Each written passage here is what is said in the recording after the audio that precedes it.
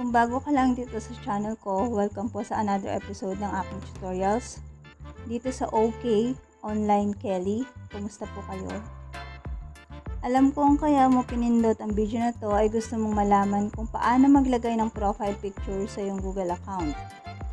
Kaya bago tayo mag-umpisa, siguraduhin mong nakasubscribe ka na at hit mo na rin ang notification bell para mapanood mo pa ang mga susunod kong mga video tutorials. Okay, start na po tayo. Meron tayong 4 na steps.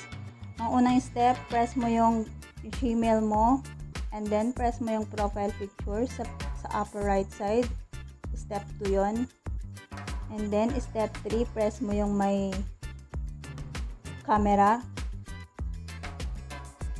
And then nakikita mo yung letter K na pink color. Press mo yung add profile picture, step 4. And then pumili ka na ng picture na gusto mo para sa yung Gmail account.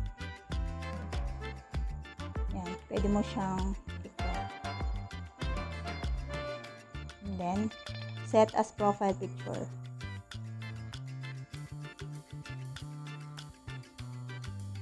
Saving na siya.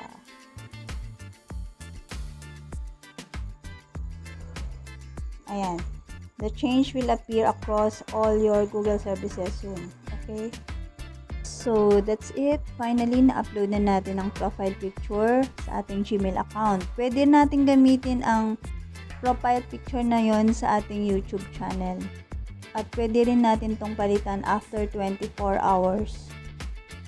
At dahil tinapos mo ang video na to, huwag mo kalimutang mag-subscribe, like at comment ka na din kung may mga questions ka.